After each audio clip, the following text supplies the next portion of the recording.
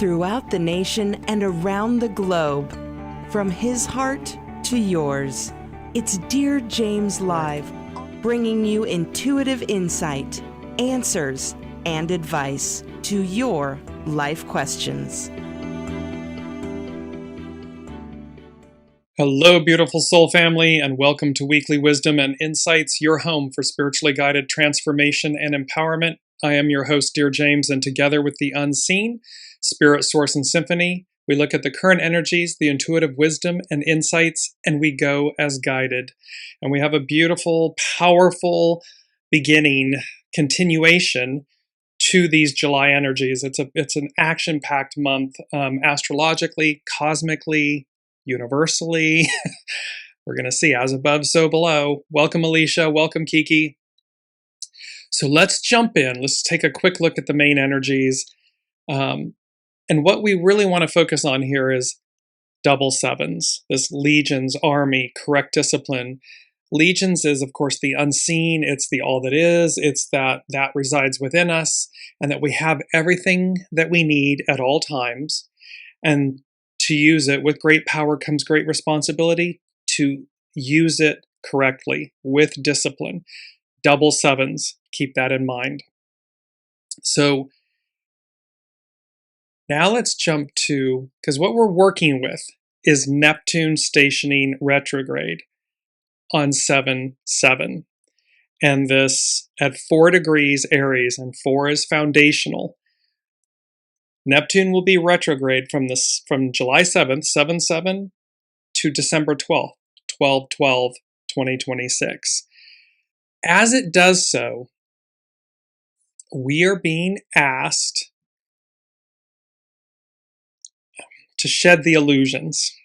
I'm getting there. I'm building up to this. I want to back up for a minute, though. So, Neptune stationing retrograde on the 7th, 7/7. And it will be so until 12/12. This is an excerpt from Greg Braden. It's an email that I received, and it says, "What if history is bigger than we've been told? Across the world, discoveries are emerging that challenge the boundaries of mainstream history. Ancient sites aligned with remarkable precision, mathematics embedded within architecture, evidence suggesting capabilities and technologies we are only beginning to understand. These are not isolated anomalies. They are part of a growing body of evidence inviting us to reconsider what we know about our past and what it may reveal about our future. Where there has been illusion, delusion, collusion, all of these things, this Neptune retrograde burns away the rose-colored glasses. It burns away the illusions so that we see things, perhaps for the very first time, clearly, purely, with great authenticity. And so, as we're working with, here's the Neptune chart, when it stations retrograde, 4 degrees Aries, 4 is a foundational number. It's 4 legs on a chair. It's what gives us foundation and so forth.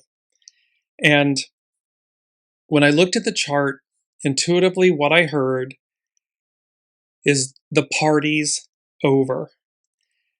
So I want to jump into the party's over.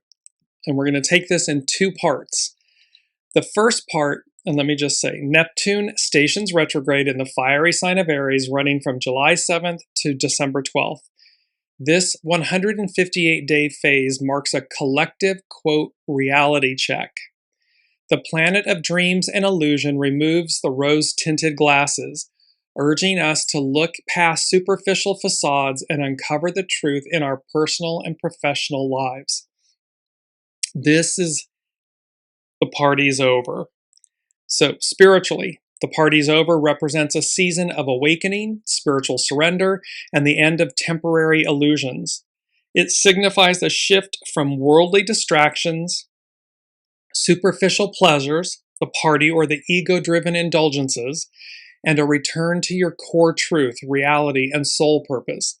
This is a returning a returning home, a returning to the soul, to your divinity, that legions, army within that's present. It's about shedding the ego. In many spiritual traditions, partying symbolizes living purely for the senses, validation, and transient earthly joys.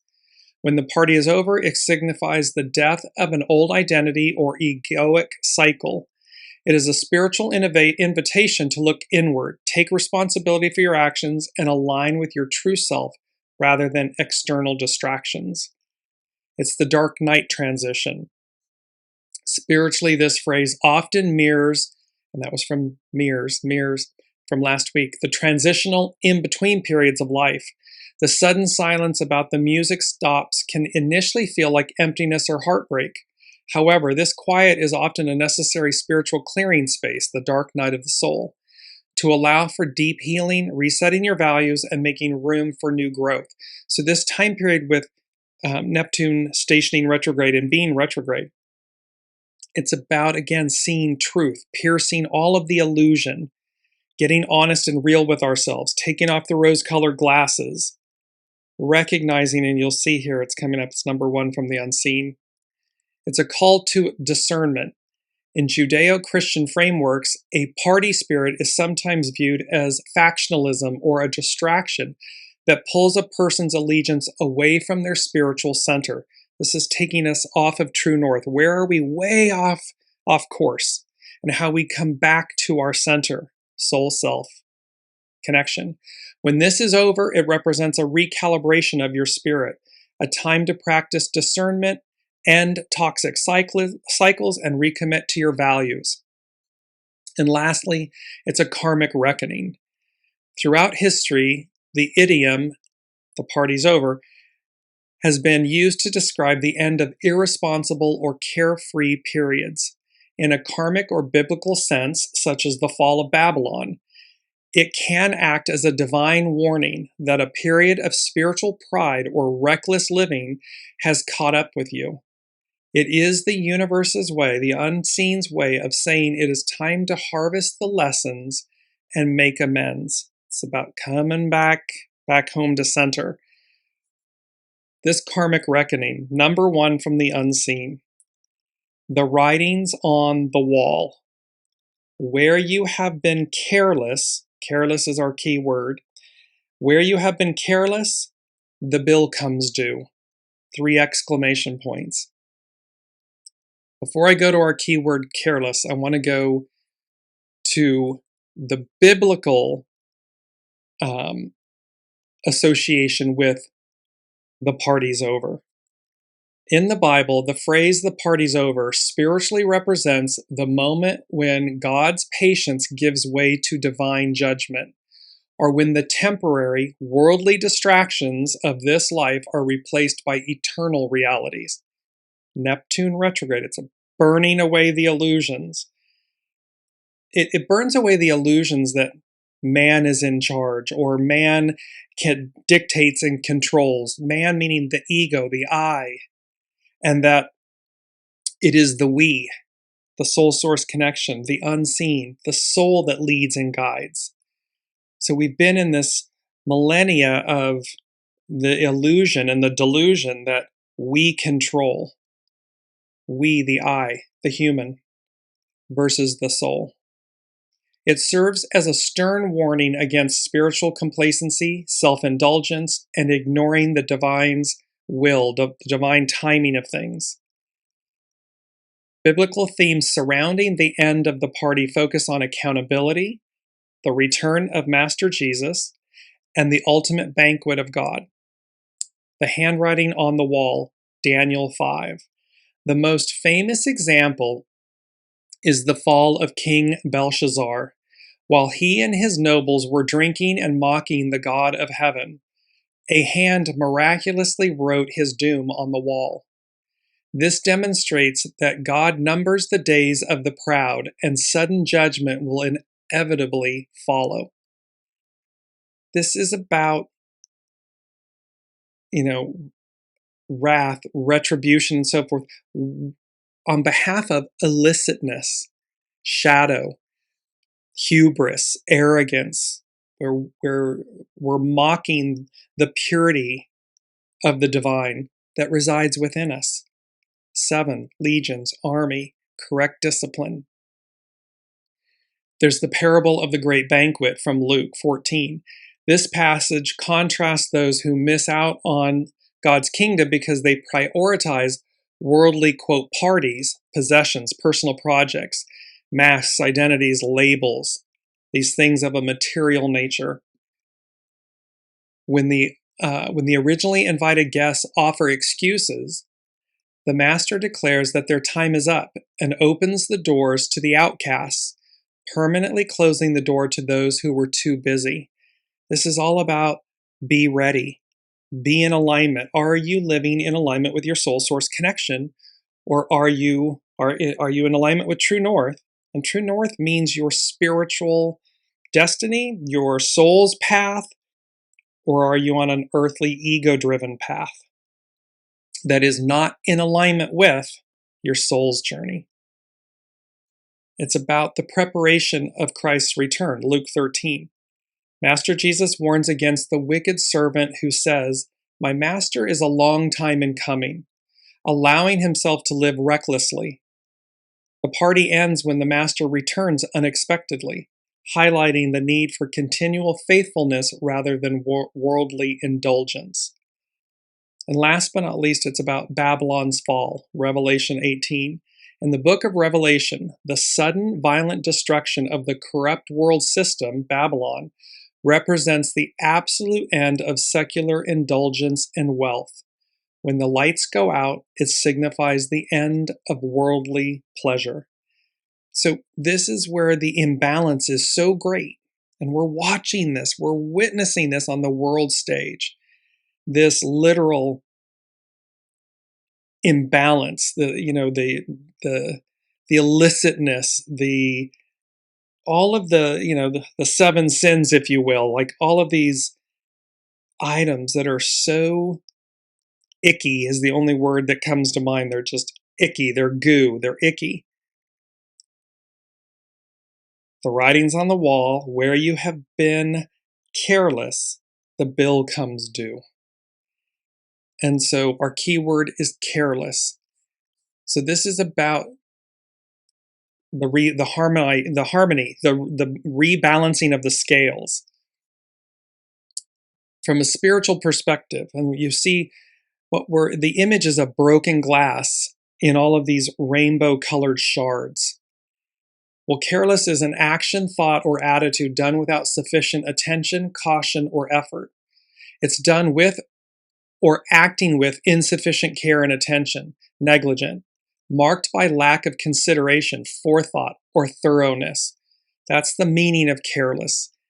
Spiritually, careless means a state of negligence, indifference, or taking divine gifts and principles for granted. This is about taking our soul, the unseen, for granted.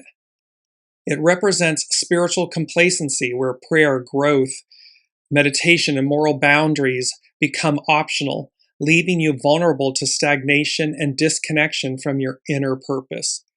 This is again ignoring one's soul, the unseen, the divine. In spiritual complacency, taking grace, blessings, or spiritual gifts for granted, which causes sacred practices to become mundane routines or completely ignored, mocked. It's about a lack of vigilance, lowering your guard and falling prey and failing to pay attention to your conduct, thoughts, or inner alignment, which often leads to stumbling. And lastly, neglect of duty, ignoring your spiritual path, the needs of others, or inner wisdom. This is a massive course correction.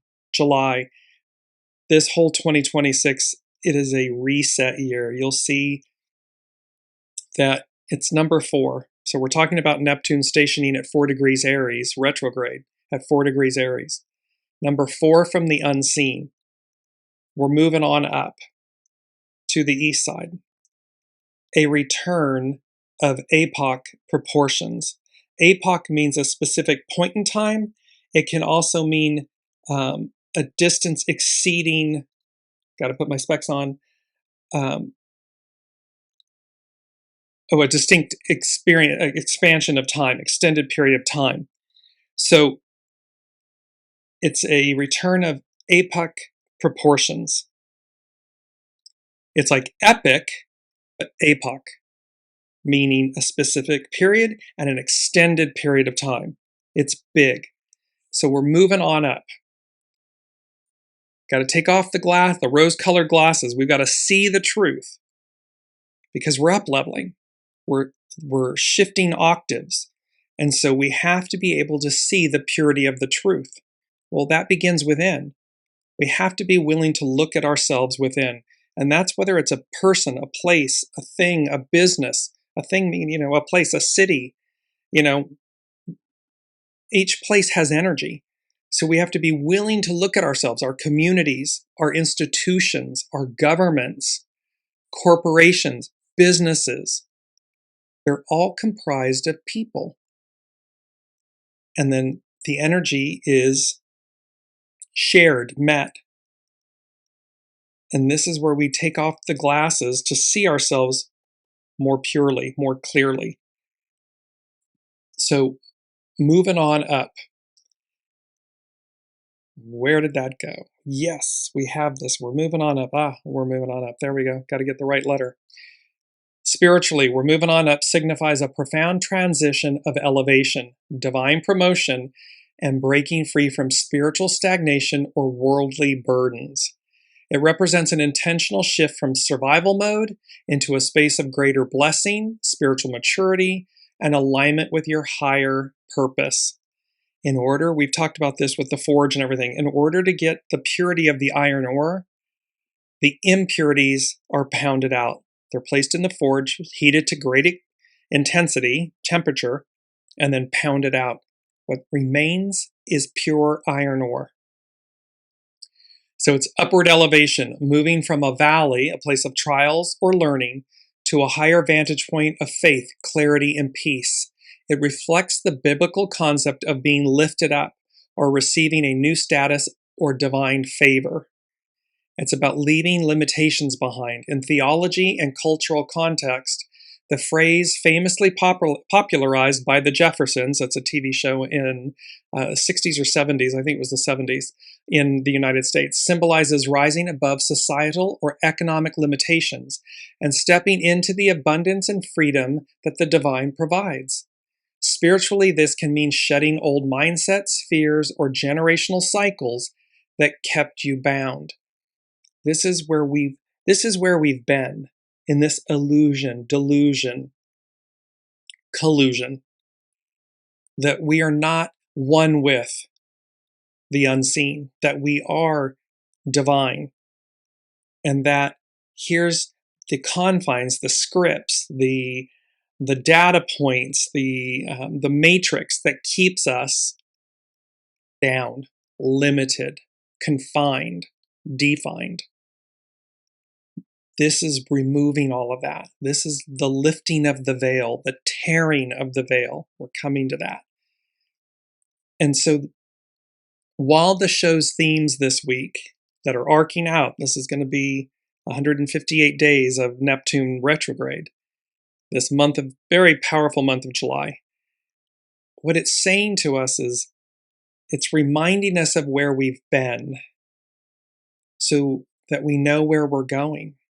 That when we get there, we're liberated. We're not stuck or stagnating or clinging and hanging, trying to reverse time. We see this on the world stage. Those that so fear what's before us, that they're doing everything in their human power, to prevent or stop the divine. It's impossible. It's futile. It would be comical if it wasn't so harmful. However, the divine, the unseen, the divine, God, the all that is, always triumphs. There's historical and biblical recordation of that. It's assured. And so it's about leaving the limitations behind. It's about divine alignment and momentum. It reflects a season where your heart, actions, and destiny are all falling into step with a higher spiritual calling. That's the Ahura Mazda, the Mazda engine, the triangle, where, again, in this context, the heart, the actions, and destiny. The rotary engine is like a triangle. It moves, they're all integrated and operate as one. It's not the piston engine where they're individual pistons and they move up and down vertically. This is in a triangular harmonic motion. So it reflects a season where your heart, actions, and destiny are all falling into step with a higher spiritual calling. You are moving out of your comfort zone and into divine provision. It's about ascension and renewal. It evokes the idea of putting on a heavenly body or shifting your focus from earthly, temporary struggles to immortal, eternal truths. The immortal, eternal truth is we are one. We are all one. We are divine. Our foundation is love, purity, love. When do unto others as you would have done to you. Love thy neighbor as thyself. These simple principles that say we would never have harm or war or goo, ick, shadow, when we simply lived by those two simple truths, purity, simple truths. But because we haven't, here we are. It's lastly a call to action. Ultimately, the spiritual journey requires motion, stepping out of the familiar to embrace the purpose laid out before you. The purpose is laid out before us. It's ascension. It is transformation, transfiguration, transmutation. It's moving forward. The arc of destiny moves forward. And so this is where the writing's on the wall. The party's over. The writing's on the wall. Where you have been careless, the bill comes due. And Neptune is removing the illusion for the truth, the purity of it to come forward. Alicia is saying the American TV series The Jeffersons aired from 75 to 85. There we go. Their theme song started with "We're moving on up to the east side to a deluxe apartment in the sky." We're moving on up to a deluxe apartment, meaning a whole new octave, new operating system in the sky. It's an elevation. This is also then number 2 from the unseen. They said, quote, the tearing of the veil, bringing to the fore what was paid for long ago. There's a direct connection. There's deliverance. Deliverance is a formal liberation. So the tearing of the veil. And here, at the exact moment Master Jesus died on the cross, the massive veil separating the Holy of Holies in the Jerusalem temple tore from the top to the bottom. Recorded in the Gospels, this dramatic event symbolized the end of the barrier between God, the divine, the unseen, and humanity, granting believers direct access through Master Jesus, Christ's sacrifice. This is when he said, when he was tossing the tables and he was chastising the Pharisees, saying to them, you bar from the people what is rightfully theirs. I'm paraphrasing. What was rightfully theirs was and is your direct connection, our direct connection to the divine, the unseen, the all that is, the Mother, the Father, all the divinity within us, which is why he said, go in the closet where nobody sees you and pray, speak to the Father, go directly. He was saying to us 2,000 years ago, go directly. You have a direct connection. That's your soul source connection. Listen to it. Go as guided. But instead, earthly distractions, material, and then the greed, the shadow, the corruption, all of this stuff gets in the way because we go off course from true center. Neptune, stationing retrograde, in Aries, fire, is going to burn all of that away. So the tearing of the veil is recorded in 3 Gospels, Matthew 27, Mark 15, and Luke 23. It notes that immediately after Master Jesus cried out and breathed his last breath, the curtain of the temple was torn in two from top to bottom.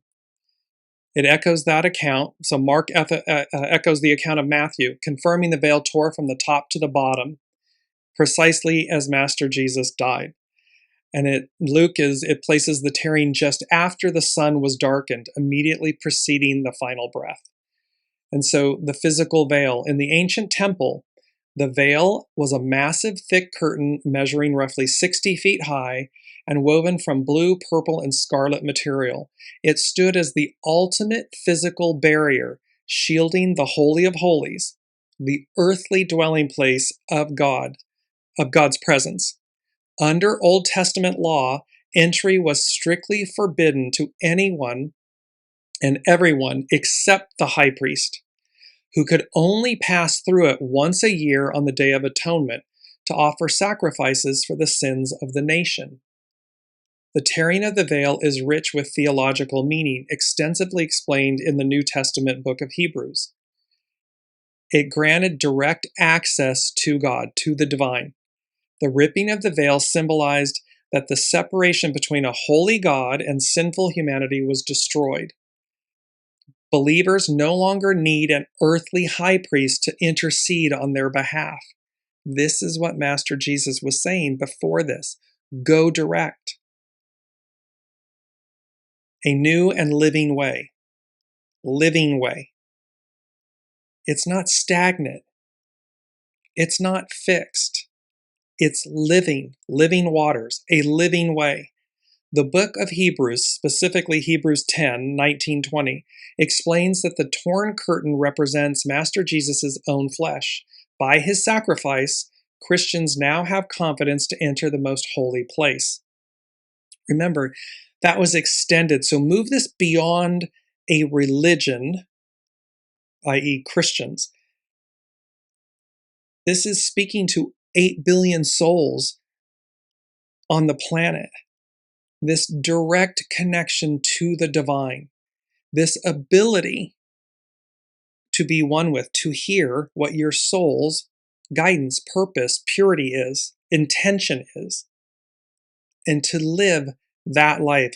We are the custodians of the soul. So the I, the human, is the custodian, the vessel, the custodian. We receive, and we've talked about this inversion of where we've been and where we're going. Where we've been is the I control. I. The soul, the spirit, is rarely thought of, rarely considered, mocked, denied. That knowing, divine feminine knowing, intuition, denied. And now we move to this place, and back then, 2,000 years ago, Master Jesus is saying, listen, go direct. Bypass all of this and listen, go direct to the purity of your soul, to the purity of your essence. It will only ever guide you true north. And that opportunity, that life, that journey is far more great and expansive than the one you will ever choose yourself, free will. So divine will, free will. We have free will. We don't have to listen. That's a choice. And when we don't, well, the writing's on the wall. Where you have been careless, the bill comes due. There are many that have, and to varying degrees, but there is great carelessness being demonstrated on the world stage. Great carelessness, great fear. All this posturing, all of this attempting to manipulate and control the masses. In this message 2,000 years ago, where the Pharisees were manipulating, controlling, preventing, keeping from the people what is rightly theirs. It's happening today. It's a different, astrology is cyclical, not identical. It's still powers that be manipulating and controlling to prevent humanity from awakening, from listening, to recognizing their divine abilities, capabilities, essences. This is what Greg Braden is speaking to. Look at all of the historical things, technologies we're just beginning to understand, and yet we're the most advanced society of humans? Really? Because history says otherwise. And when we awaken to these truths, it awakens in us this tearing of the veil, bringing to the fore what was paid for long ago. It was already paid for. We were told then, the bill comes due. We're moving on up to the east side, a return of epoch proportions. It's epic. And epoch meaning it's a specific period in time, and it represents a distinct, extended period of time. And so it's a new living way, and then it's a completion of the old covenant.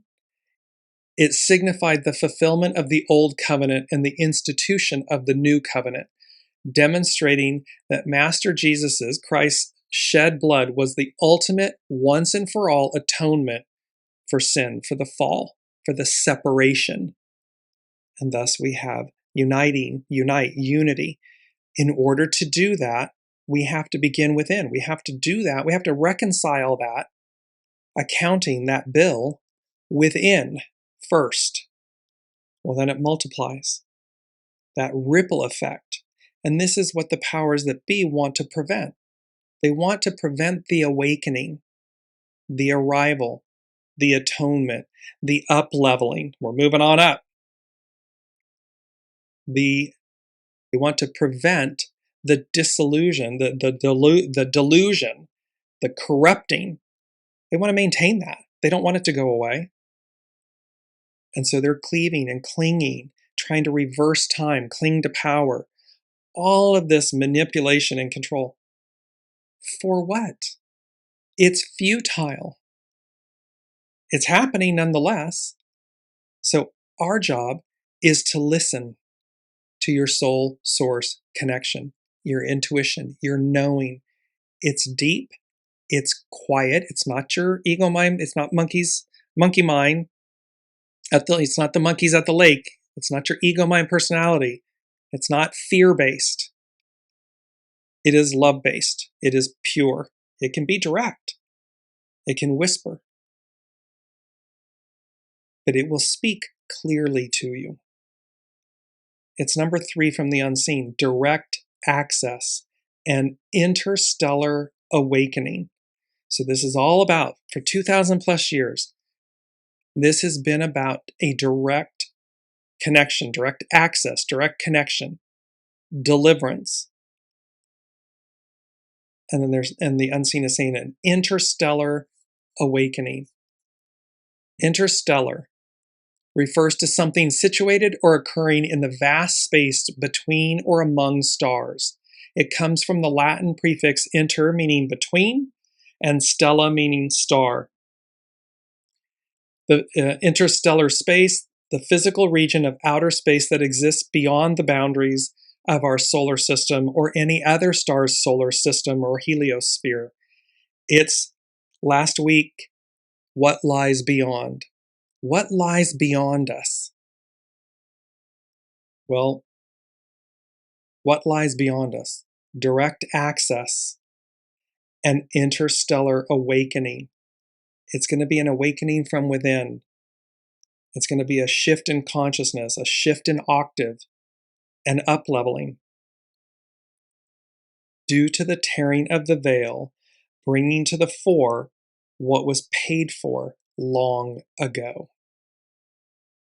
And it's not only our job, it's our opportunity, it's our job, it's our responsibility And this is not a religious statement. This does not have to do or is not limited or confined to Christianity. This is a universal spiritual message of purity, of truth, of divinity that says, listen to your soul source connection. Are you in alignment with it? Where there are impurities, where you have been careless, the bill comes due. So there's a reckoning, a reconciliation of what needs to occur to come back to true north. Be ready. Are we in alignment with it? The more you're living in alignment with the purity of your soul, the easier the flow, the higher the ascension, the greater the ease. The further away from that, the worse it gets, the harder it gets. That's the moral of this major story. It's a major story. I don't know about all of you. Put in the comments, please. It's a major story of remembrance and empowerment. Remembrance meaning what's already been paid for, where we've been, how we've gotten to where we are. And empowerment meaning present opportunity and how it changes everything. Let's switch quickly. I want to go to North Point Journal. This is Pam Youngins. And she says, Neptune at a standstill. Mystical, mysterious Neptune looms large energetically as it comes to a standstill and turns retrograde this week, 7/7. When a planet nears the point of its station, it appears to move more and more slowly through the heavens. After it changes direction, meaning it's going to reverse, it takes a few weeks to get back up to normal speed. During this time of being at a virtual standstill, we usually feel that planet's influence at a heightened level. Neptune, like all the planets, has both positive expression and a shadow side. So there are a wide variety of symptoms we might experience this week. Because it's stationing, its energy is felt more strongly. On the plus side, meditations, dreams, and the creative arts are enhanced as our abilities to visualize and to rise above limitations of time and space are augmented. We're coming to our main theme. So time and space are augmented. We may also feel more in tune with the flow of the energies and be more sensitive to intuition and higher guidance. Understanding, compassion, and forgiveness can be easier to access when Neptune's influence is strong. We are more able to see what we have in common with others and are less likely to judge. However, in our desire to see the best in someone, to know them only by their soul attributes, we might miss red flags or not understand the difference between assistance and enabling. This is taking off the rose-colored glasses. So, it's Maya Angelou. People are always showing you who they are. Believe them the first time. See things for what they truly are. Don't be pessimistic. Just see truth. Also, on the more challenging side, it could be harder to focus on practical matters this week. We might feel somewhat foggy and unclear about our next steps. A lack of attention to details or a tendency to over-idealize a situation could result in feeling disillusioned or deceived. So it's take the time to walk, to see things with clarity. Introspection. When a planet is retrograde, the energies are internalized. They're not externalized. It is in Aries, however. So Aries is action, it's fire. The Sabian symbol.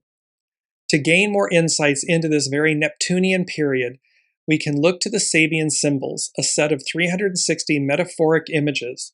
The images, which provide symbolic interpretations of each degree of the zodiac, were created in 1925, so they're 102 years old, by astrologer Mark Edmund Jones and clairvoyant Elsie Wheeler. The symbol for the 5th degree of Aries, because you always advance the Sabian symbol by 1 degree, where Neptune stations, emphasizes many of the positive qualities of the watery planet. The Sabian symbol for Aries 5 is, quote, a triangle with wings, the capacity for self-transcending.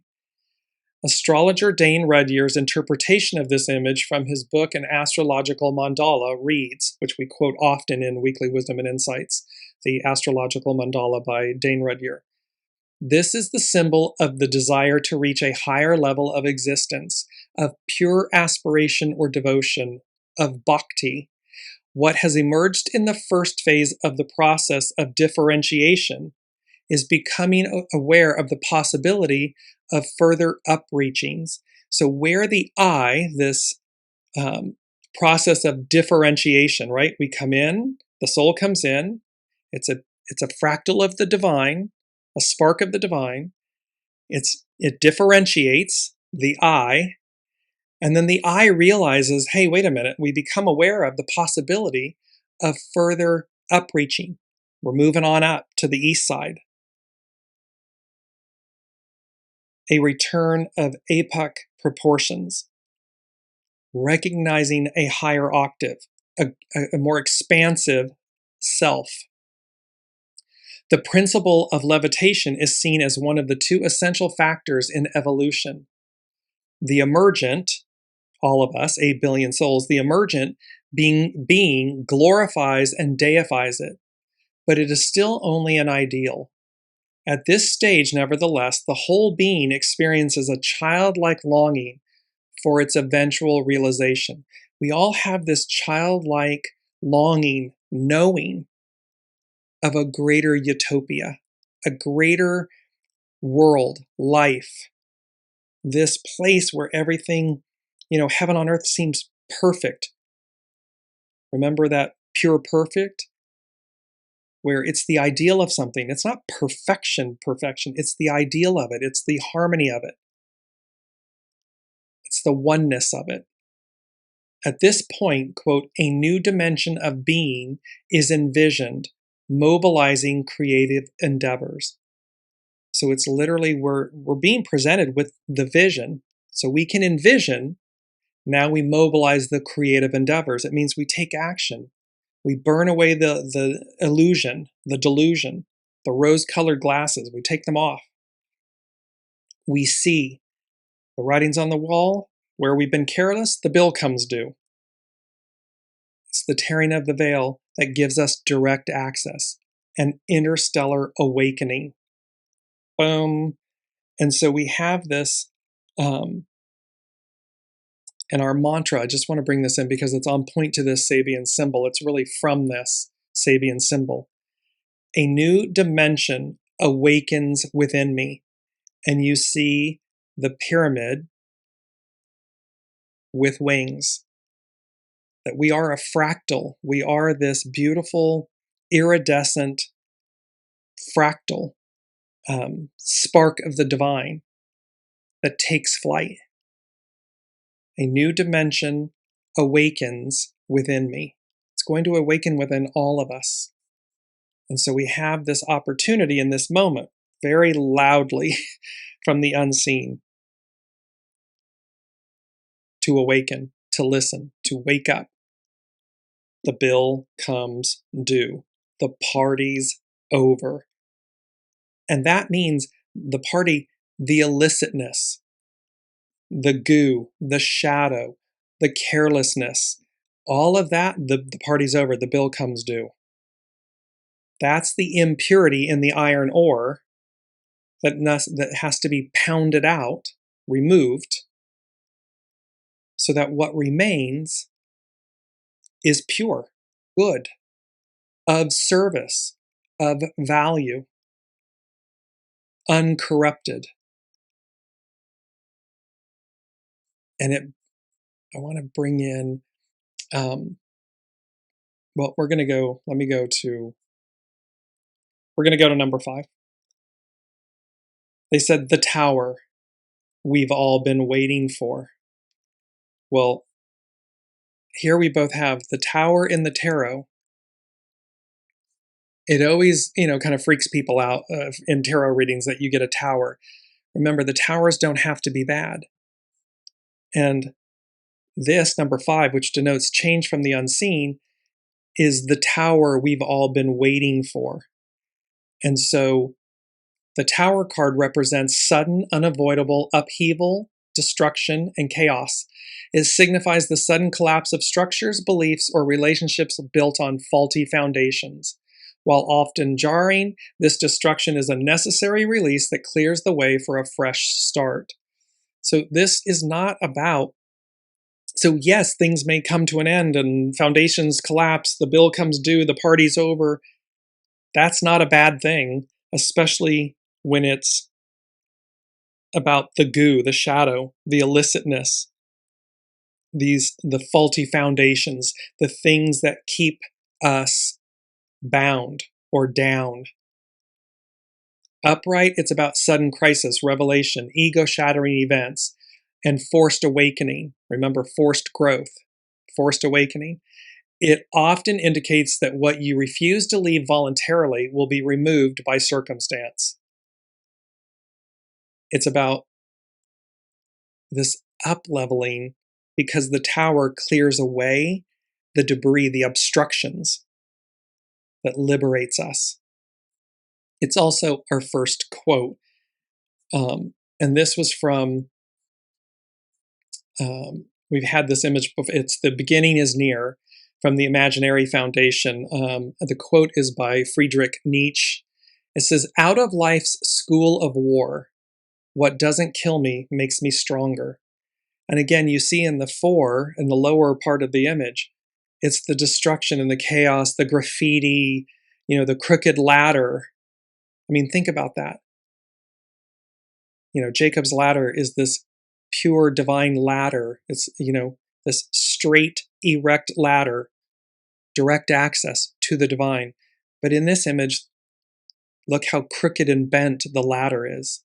And yet somehow this lone individual, this lone man, stands looking over the edge of the chaos, of the goo, of the past, of the sin, the fall, of where we've been, out to the extraordinary image of what lies beyond, to the unseen, to the cosmos, to that interstellar awakening. And this is what's on offer to us. This is what is present, what is arriving, what is present. Welcome calling. So it's an extraordinary moment in time, in this tower moment. The tower we've all been waiting for. Remember 7-7 from the beginning of the show. It's that Neptune stationed retrograde on the 7th of July, 7-7. We have 7-7. It's July is a 7. The numbers today culminate in a 7, so double sevens. And what this is speaking to, this 7-7, and it said the return. So these energies are speaking to the tearing of the veil, in essence, the second coming, the return of a higher octave, a millennium period that ushers in a direct connection, a deliverance, a utopia, a heaven on earth, and how that will ultimately shift us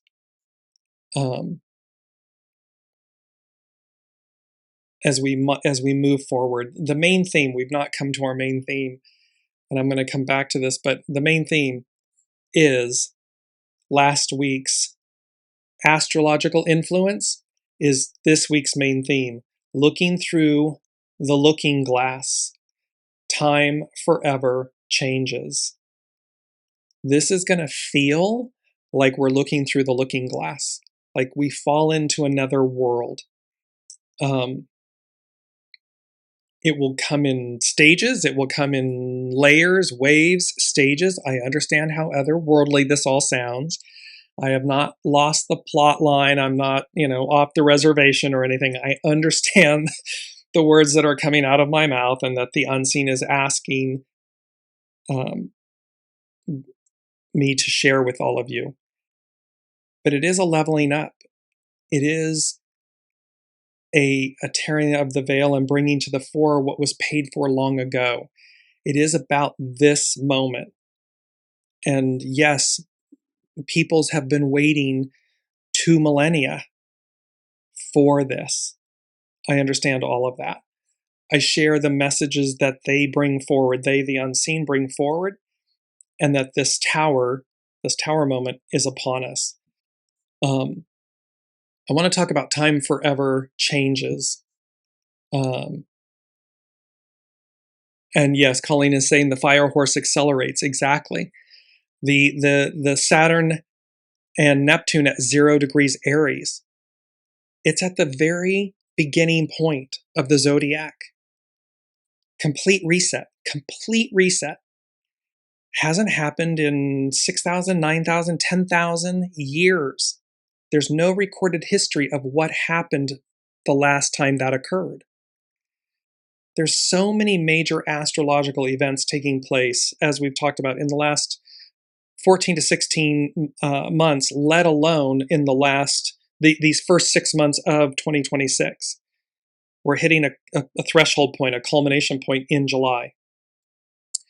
So spiritually, time forever changing represents your transition into a higher state of consciousness, where you realize the present moment is a fluid, ever-present reality. It's not linear. It's not fixed. It's a living way. It's a living waters. It's living, meaning, and we're moving, remember, astrologically, all the major outer planets, generation, that represent generational themes, direction, moving from earth and water to fire and air. Things become fluid. They become advanced. They become higher. They move faster.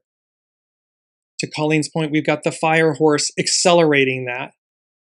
And one second, she's saying you can feel it as we watch, yes, as people are losing because they can't control or stop time. This is time forever changes. So what worked in the past, and this is where we're all individually experiencing this, it's not business as usual astrology. Well, it's not business as usual life. What worked in the past, where we've been, no longer works because it can be corrupted.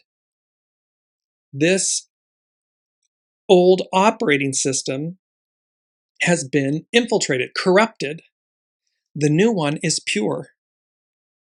So raw iron ore has impurities, in the fire, forging, pounding. What is left is pure. The old, this corruptedness, will not go into the new. It does not work. And so we're experiencing this time forever changes. It's about the concept of time changing forever means letting go of anxiety about the past or the future and to rest in the eternal present. The I am, the eternal present, your soul. Because when we reside as our soul self, anything that we're dealing with, quote unquote, in the 3D, it doesn't become irrelevant, but it becomes clear. Because we stop listening to our ego, our mind, the monkey mind chatter, and we say, okay, soul, okay, God, the divine, the all that is, however you ascribe, show me, tell me what I need to know in this relationship, in this opportunity, in this choice before me. And when you listen to your soul, it tells you exactly what you need to know. It tells you what to do or what not to do. In the answer of what not to do, contained within that is, it's telling me not to do this, XYZ. Okay, which tells me something. It tells me something else is coming. Something, divine time, will, and order. Something higher, something greater. So what am I to do in this moment? What's the next step? You'll hear something. You'll know what to do. That's being ready. That's living in alignment with your soul source connection. So when the appropriate time arrives, you're right on time. You're not way off course having to make your way back. You're already present. You're already in the queue. You're already, you've already crossed the platform, the train analogy. Just going to bring up, you're already sitting on the golden ticket train. You're already a passenger. You already have your ticket. It's already present. It's within you. You're already on the train awaiting its departure. Where is it going? Where is it going to take me? And you'll know step by step. And there's a lot of grace and patience and commitment and fortitude that's required to stay in alignment with your soul source connection. It's why people fall away, fall out, take the easier, lesser road that leads them off that golden path. Because the mind says it's easy. Oh, I'll just go do this. Oh, I can ignore that. I'll forgo that. But the bill comes due. The party's over. The bill comes due. So it's also about the power. Spiritual time is not predetermined. It's rather about divine timing, which manifests when you actively align your choices and your beliefs with your highest potential. This is what we were just talking about. Your active participation shapes your future reality. So when we're in alignment and we stay in alignment and we make choices from the purity of that alignment, there your future reality is being manifested, created.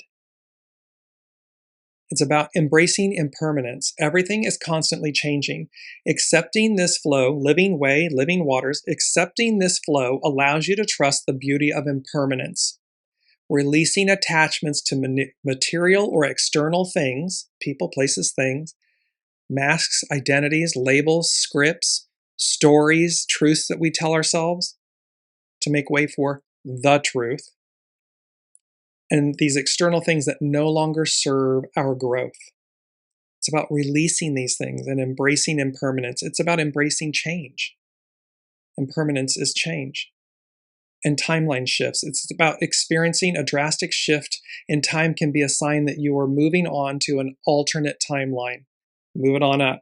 This brings deep inner transformation, causing past emotional triggers to lose their power, their control, making way for new synchronicities, beautiful events, things that synchronicities are things we show up or we get a knowing and we follow it and something unexpected occurs. It's a life driven by purpose. There's deep value here in this awakening, this up-leveling, this return, 77, the return. And the unseen said, the moment everything changes. So we have this looking through the looking glass. Time forever changes. And Neptune stationing retrograde, and how that, over the course of these next 158 days, is going to burn away the illusion, the delusion. Quote 2 is from Astrology by Lauren. And she says, dare to dream your dreams. And this kaleidoscope of fractal glass, stained glass, and all of the imagery. You see this theme of the prisms, the fractals, the iridescence, the rainbow colors, this dare to dream your dreams. And Astrology by Lauren. On July 4th, Mars made an exact conjunction to erratic and explosive Uranus. Mars conjunct Uranus is the trigger, is the lighting the fuse, the ignition of all of this that we're talking about. Mars is a planet that often acts as a catalyst. It encourages us to do something. Mars-Uranus can be a pivot, a time to initiate or act on all things that you've been thinking about. And that is despite Mercury being retrograde, because right now, until the 23rd of July, Mercury is retrograde. Mars is activating the Uranian wing of the July cradle. There's a cradle upcoming. One of the most significant planetary events of the year. For not only is Mars stirring up excitement for all things new, innovative, and unique, it is also aspecting all the other planets involved in this rare configuration. Mars is trying to make it all that much more personal. It's bringing it home.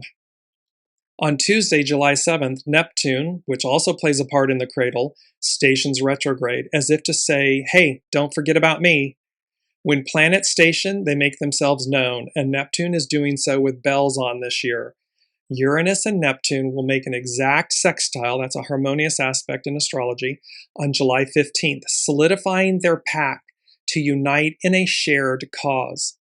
The last time Uranus and Neptune were sextile was in the late 60s, when Uranus and Pluto, both in Virgo at the time, were sextile Neptune.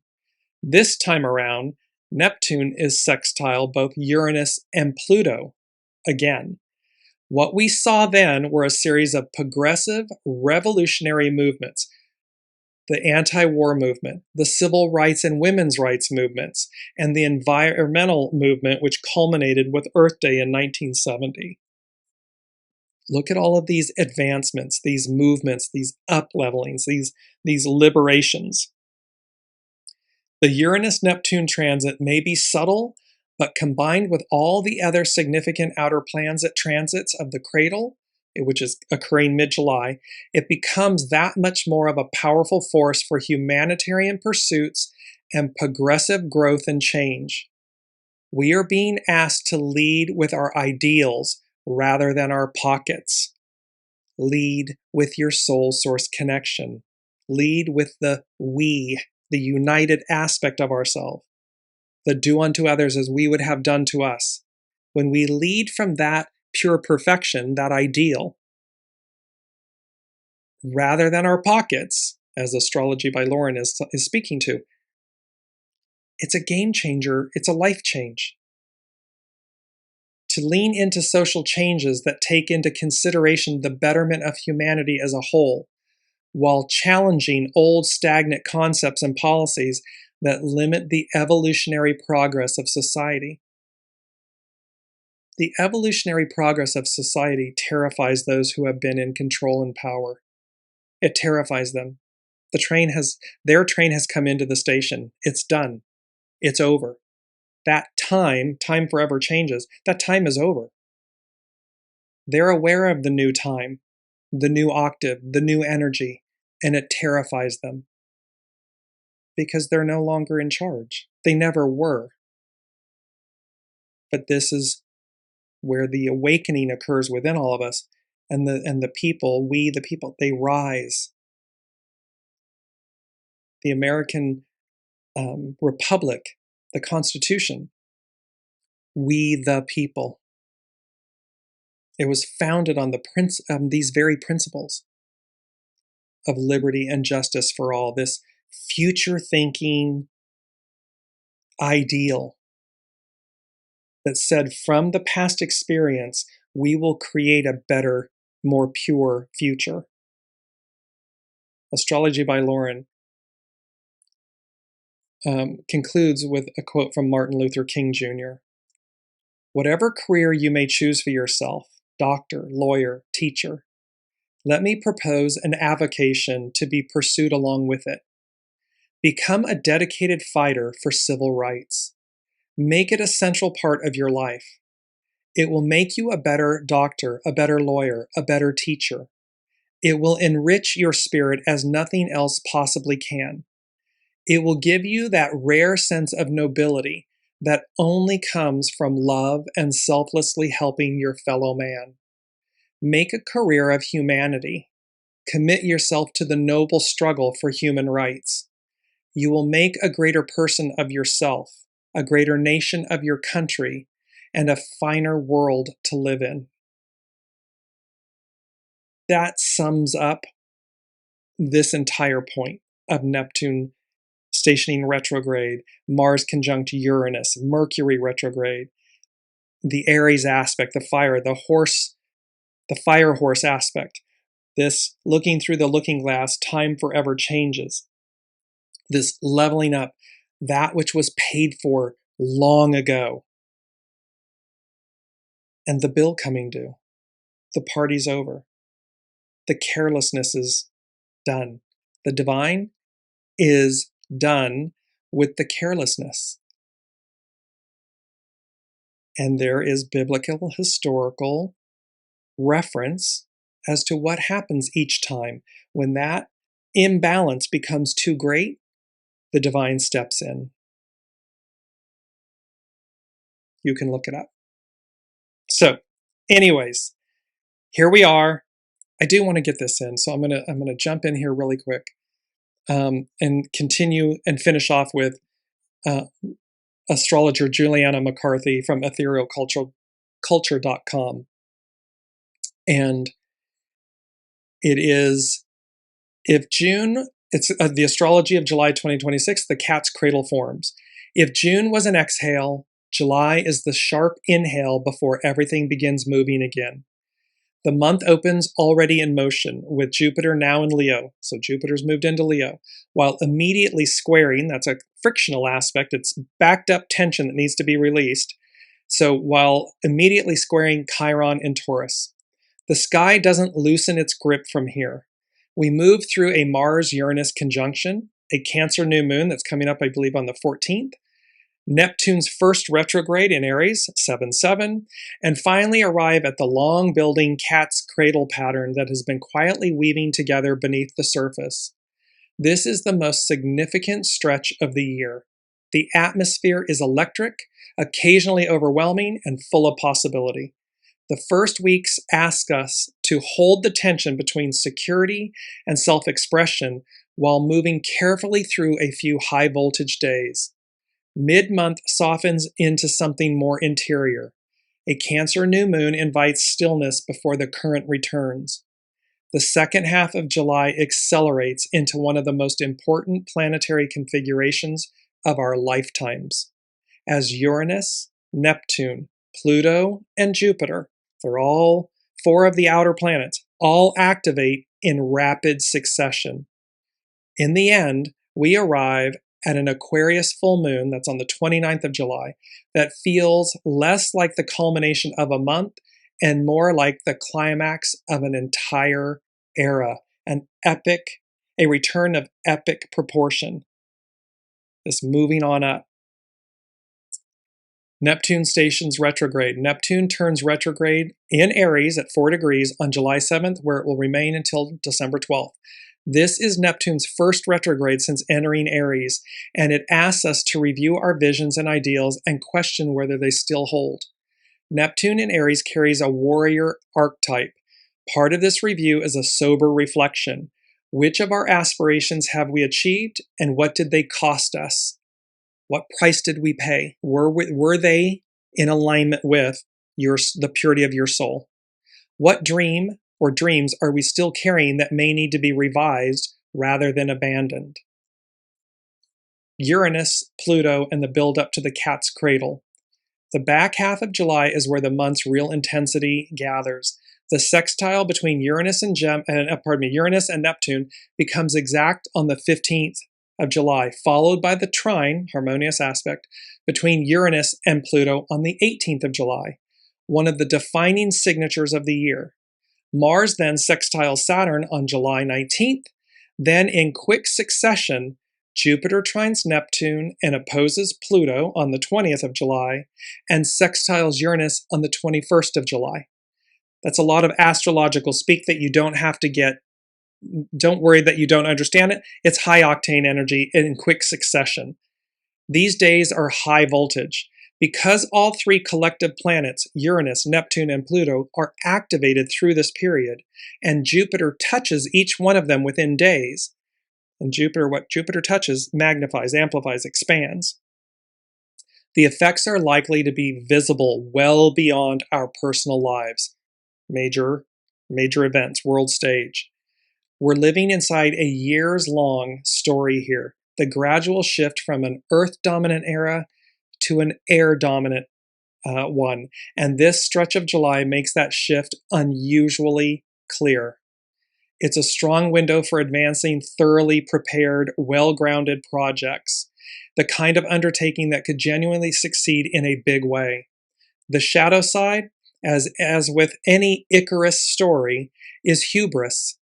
Losing touch with reality or letting go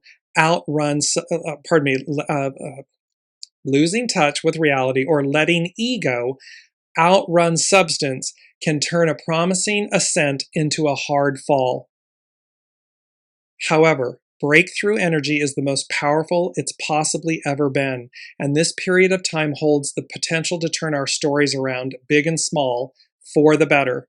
It's a once-in-humanity kind of moment that begins an entirely new era and establishes a fresh energetic frequency. Check yourself. Check whether your ego, are you in a state of hubris or humility, arrogance and entitlement instead of service, love? etherealculture.com. In the throes of an extreme summer marked by earthquakes and heat waves, may we meet this intensity with grounded realism, unwavering hope, and openness to magic. May we ride the electric currents with confidence and ease, building something real even as change erupts rapidly. That change is the tower.